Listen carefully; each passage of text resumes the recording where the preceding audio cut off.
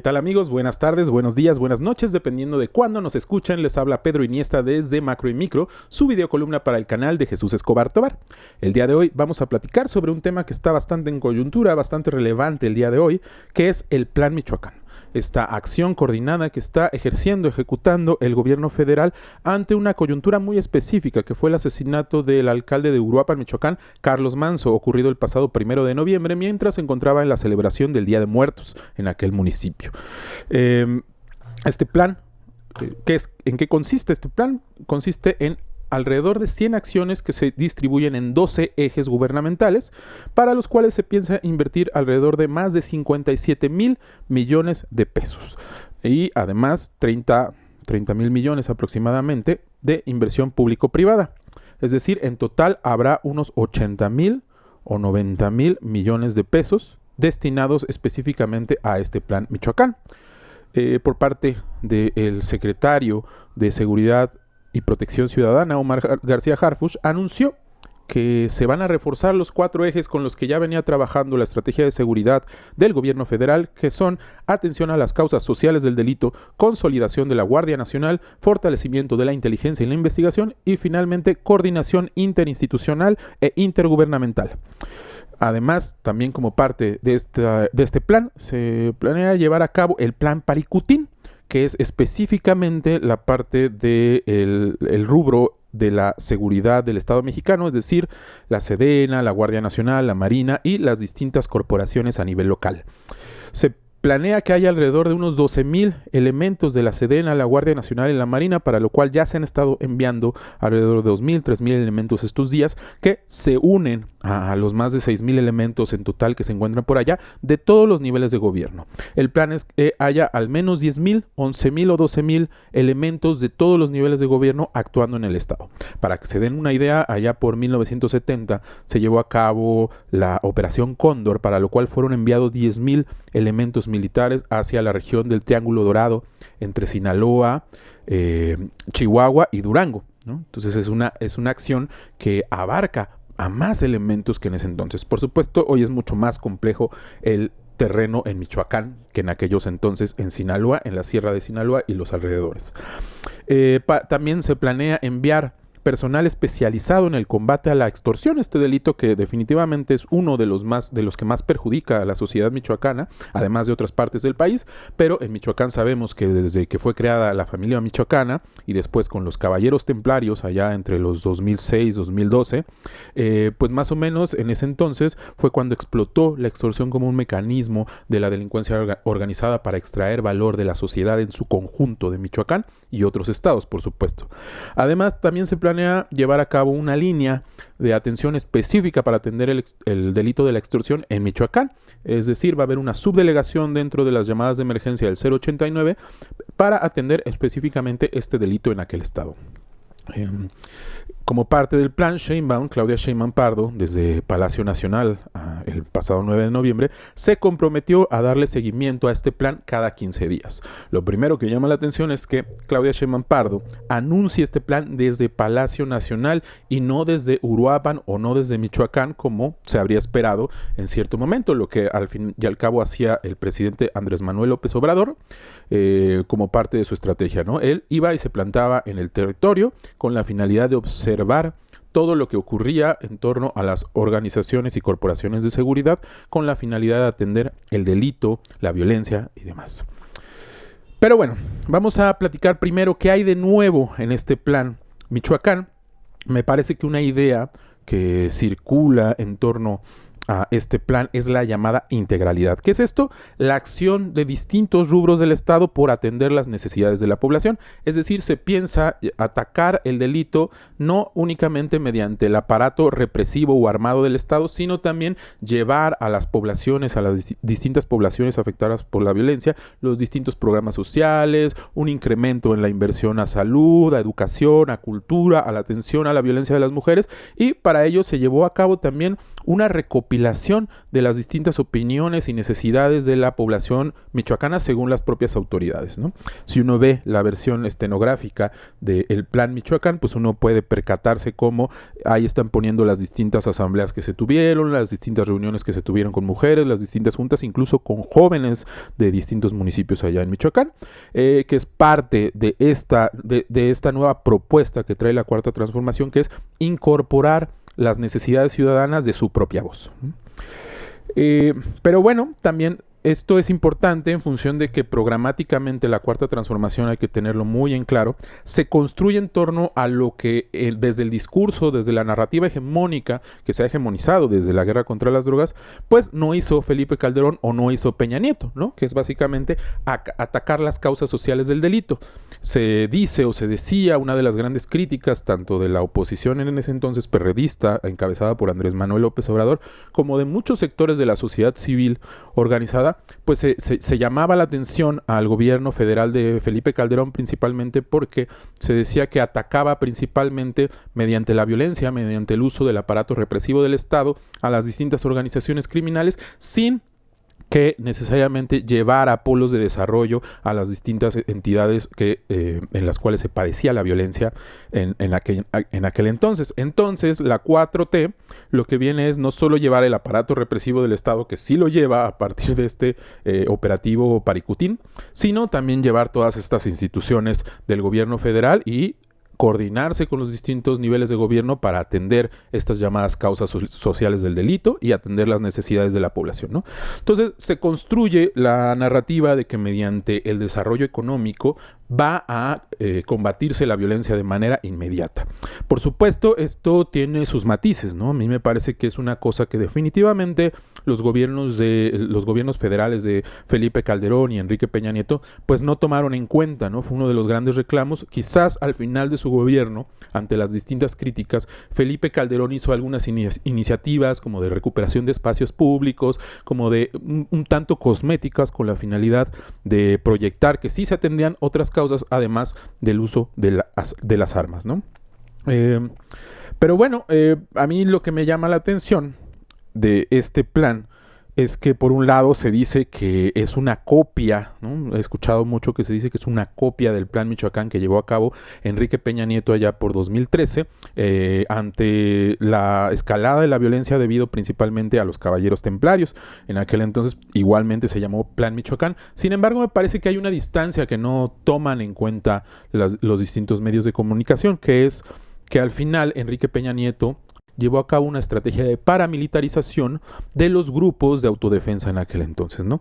Como sabemos, hacia finales de los años del sexenio de Calderón y principios del de Enrique Peña Nieto, varios terratenientes, varios actores dedicados al campo en aquella entidad se levantaron en armas en contra de las fuerzas de los caballeros templarios y antes la familia michoacana, ¿no?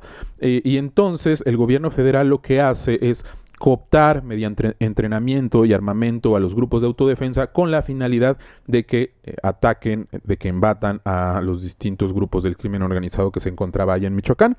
En algunos lugares tuvo un resultado relativamente fructuoso en función de que sí se disminuyó, sí se desplazó a algunos grupos criminales, pero en otros y a lo largo del tiempo también hemos visto cómo gran parte de estas defensas se terminaron convirtiendo en grupos criminales en sí mismos, ¿no?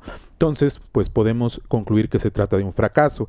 Ante ello, la Cuarta Transformación lo que hace es vincularse con la sociedad de una manera distinta. No les lleva armas, no les lleva entrenamiento, sino les lleva desarrollo económico.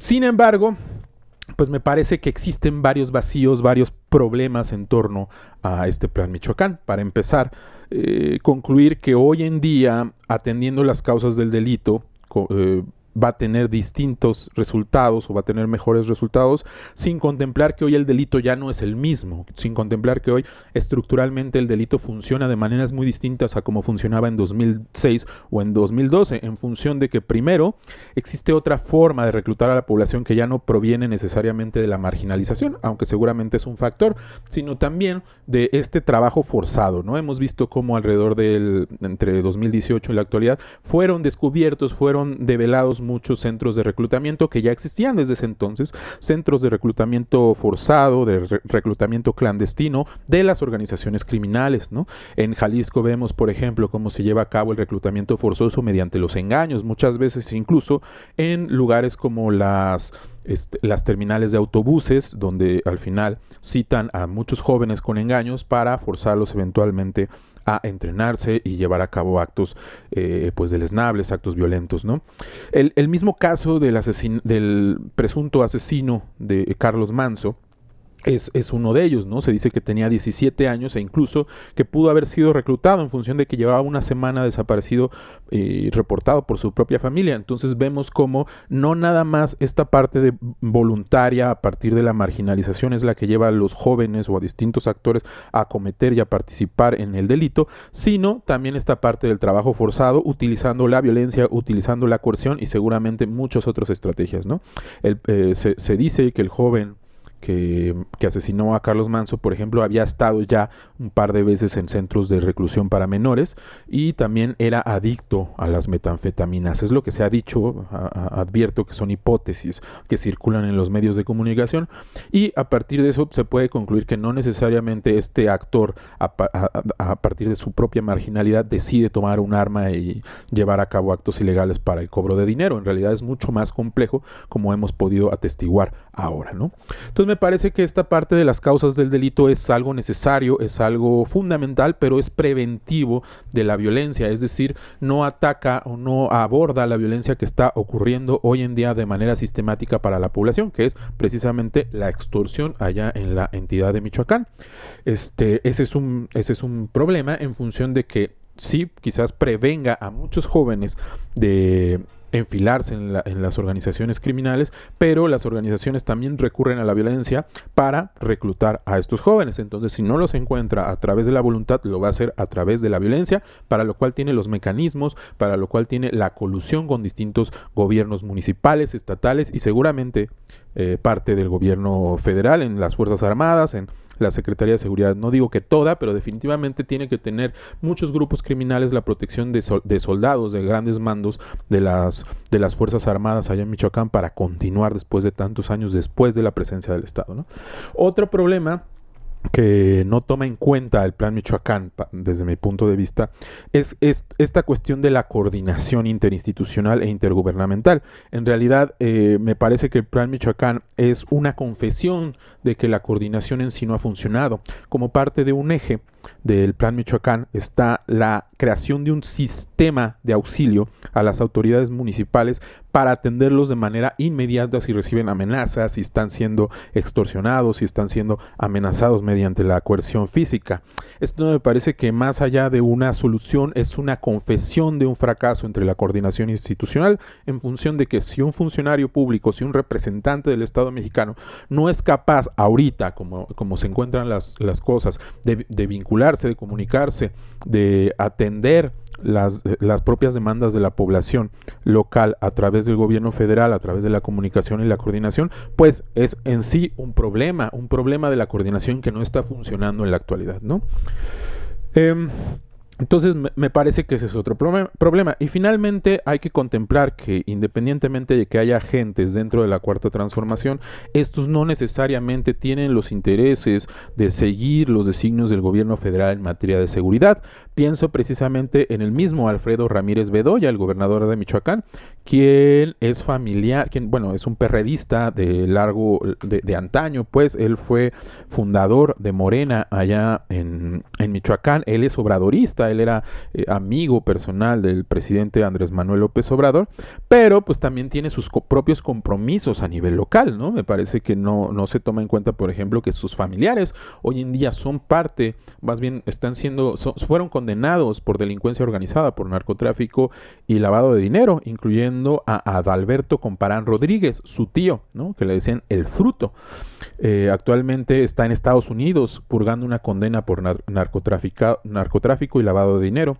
El tío además fue alcalde en Aguililla en 2008. Entonces al final Ramírez Bedoya forma parte de una élite política a nivel local que lleva muchos años anquilosada en el poder y también participando en la misma violencia. El mismo Ramírez Bedoya ha sido miembro de gabinete en distintos gobiernos acusado por corrupción, no necesariamente de manera directa, sino a los gobernadores que lo colocaron en los distintos puestos. Sin embargo, queda la sospecha en función de que forma parte de esta élite política pues bastante corrupta, bastante vinculada con la forma de explotación actual, que es la extorsión allá en Michoacán, ¿no? Otra política, otra acción que me parece que es necesaria y que no se toma mucho en cuenta es el desarme y la desarticulación de las distintas organizaciones criminales. Las detenciones son insuficientes, la presencia del ejército y las distintas fuerzas armadas también son insuficientes, como lo han sido de manera permanente, ¿no?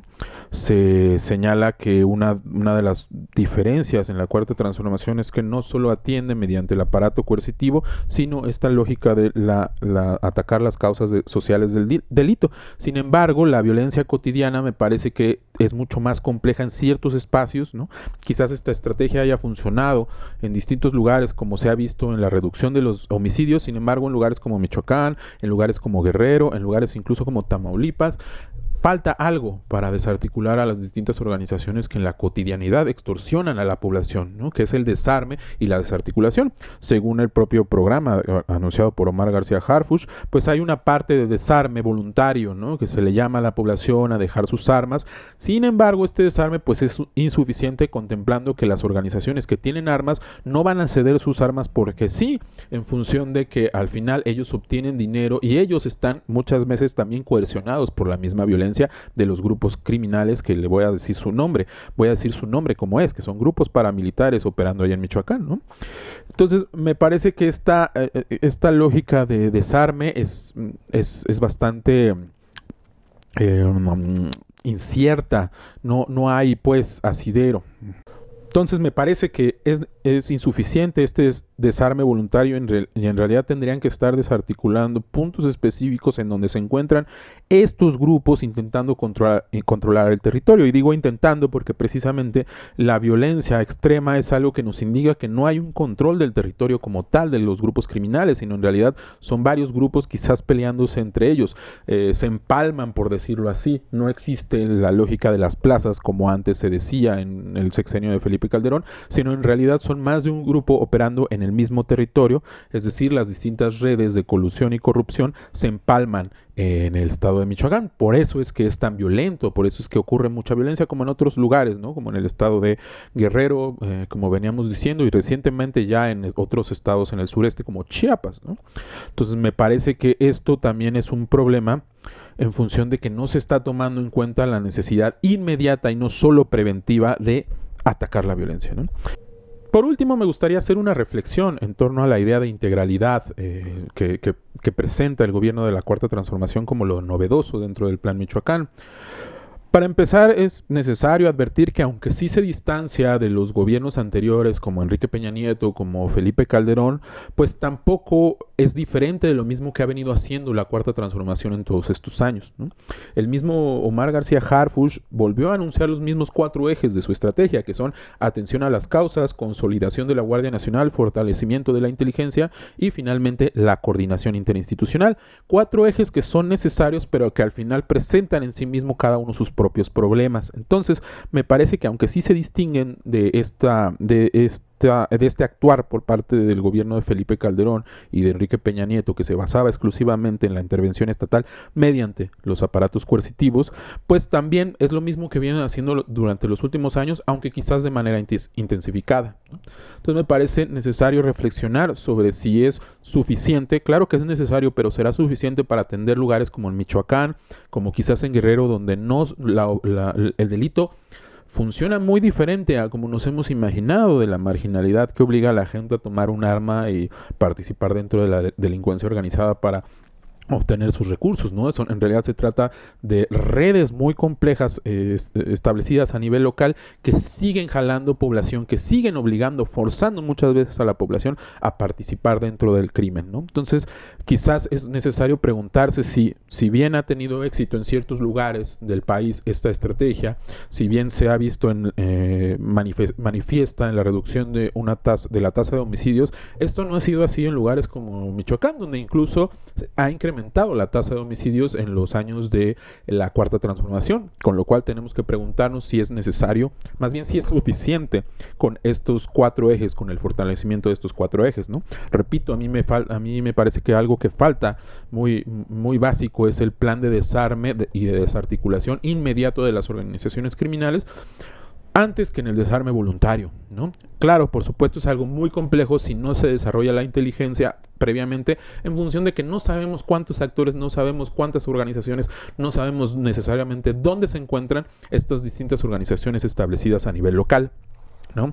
Pero finalmente, pues, recomendar este texto de Claudio Lobnitz, El tejido social rasgado, tejido social como un concepto bastante reiterado en las distintas estrategias de seguridad, en función de que se piensa que se debe restablecer el tejido social con la finalidad de atacar el crimen, ¿no? Sin embargo, pues lo que vemos en lugares como Michoacán, pues es que sí existe, a pesar de que pueda existir un Estado que llegue a atender a las poblaciones, a atender las necesidades más materiales, más inmediatas de las poblaciones, pues tampoco estamos seguros de la forma en la que actúan las Fuerzas Armadas, ¿no? Recordemos nuevamente que allá en Michoacán las Fuerzas Armadas llegaron a cooptar a un grupo de la sociedad civil armado, que eran las autodefensas, con la finalidad de que ellos llevaran a cabo sus acciones en el territorio, ¿no? Esto, por supuesto, a pesar de que contuvo en determinados lugares la violencia, pues fue insuficiente, y después llegaron grupos criminales que integraron a sus propias filas a parte de las autodefensas y finalmente dejaron desprotegida a la sociedad michoacana, ¿no? Este texto lo que nos dice es que que el Estado no es una entidad homogénea, sino que tiene distintas caras, distintas facetas, distintos actores al interior, que al final son con los que tenemos contacto. Entonces, por un lado, podríamos tener un Estado que sí atiende nuestras necesidades, que nos da lo básico, que nos permite obtener lo básico, pero también está este otro Estado represivo que al final sigue actuando, y sigue actuando mediante los mismos actores, que son las Fuerzas Armadas, y que son autónomas, por más que nos repitan que la presidenta, el presidente, en el caso del sexenio anterior, son los comandantes supremos de las Fuerzas Armadas. Lo cierto es que las Fuerzas Armadas llevan años, todo el siglo XX y el siglo XXI, actuando de manera autónoma, ¿no? Tienen sus propias agendas, tienen sus propios intereses y tienen sus propias órdenes al interior. Entonces, justo habría que preguntarnos si, a pesar de que traen algo nuevo, que es esta integralidad, no será un problema en sí que sigan incrementando la presencia de las Fuerzas Armadas y las distintas corporaciones de seguridad, en función de que ellos llevan ahí toda la vida, todos estos 20 años, 30 años de conflictos vividos en Michoacán y en gran parte de México, han estado presentes las Fuerzas Armadas. No es una ausencia del Estado en su representación de aparato armado lo que realmente ha generado la violencia en todo nuestro país, sino quizás es fomentada precisamente por su presencia.